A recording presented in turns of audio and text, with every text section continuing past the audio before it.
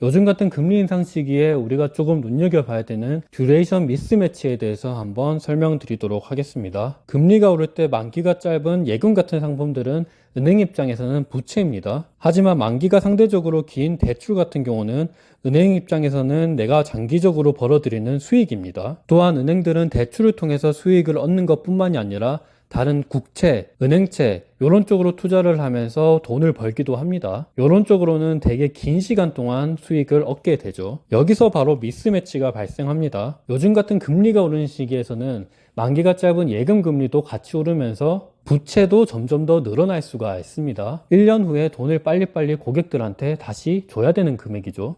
그렇지만 은행 입장에서 장기채에 투자를 했을 경우는 이미 투자를 했고 그리고 장기로 한 거기 때문에 기준금리가 올라가는 거를 따라가지를 못합니다. 대출 같은 거야 최근에는 변동금리가 많기 때문에 조금 안정적이긴 하지만 국채금리가 높아지면서 이전에 내가 투자했던 국채 같은 경우는 낮은 금리를 계속해서 벌게 되는 거죠. 그에 반해서 예금금리는 만기가 짧기 때문에 가령 1년 뒤, 2년 뒤 이런 식으로 고객들한테 돈을 줘야 되기 때문에 상대적으로 손해를 보게 됩니다. 그래서 금리가 오를 때 예대 마진이 높아져서 은행들한테 좋다고도 이야기를 하긴 하지만 이러한 것들은 대출 채권을 적어도 안정적으로 회수할 수 있을 때의 이야기입니다. 그렇지만 금리가 워낙 많이 오르고 그러면 오히려 돈을 떼어먹힐 확률도 높아지게 되는 거죠.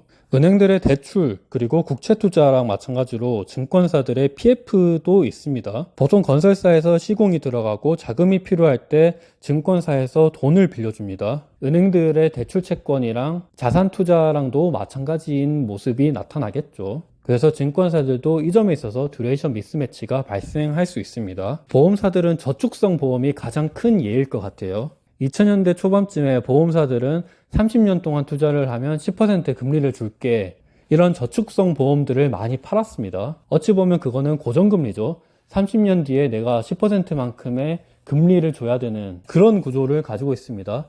근데 금리는 장기적으로 계속해서 우하향을 했죠. 그래서 보통 보험사들은 금리가 낮을 때 가장 취약한 산업이라고도 이야기를 많이 합니다. 내가 30년 뒤에 줘야 될 돈은 10% 고정금리인데 반해서 지금 내가 벌어들이는 수익은 시장금리가 계속해서 떨어지면서 마이너스를 보고 있는 거기 때문이죠. 금리가 낮아질수록 고정금리랑 변동금리 간의 미스매치가 발생합니다. 그런데 문제는 예전에는 우리나라에서 장기채를 그렇게까지 많이 팔진 않았습니다. 보험사 입장에서 들어오는 돈들은 2년짜리 국채, 10년짜리 국채, 3년짜리 은행채 이런 걸로 다 메꿨는데 30년 뒤에 내가 줘야 되는 저축성 보험의 금리는 10%면 이거를 메꾸려면 롤오버 비용이 엄청나게 많이 들겠죠. 3년짜리 은행채로 30년을 메꾸려면 10번을 샀다 팔았다. 그러니까 롤오버 비용이 계속해서 발생할 수 있습니다. 이게 바로 보험사들의 대표적인 듀레이션 미스매치입니다. 여튼 이런 이유로 보험사들은 장기채를 많이 매수하죠. 우리나라 장기채의 최대 큰손입니다. 장기채를 많이 매수하다 보니까 장단기 금리 역전에 아주 지대한 영향을 끼치기도 합니다. 오늘은 경기 침체 상황에서의 듀레이션 미스매치에 대해서 한번 알아봤습니다.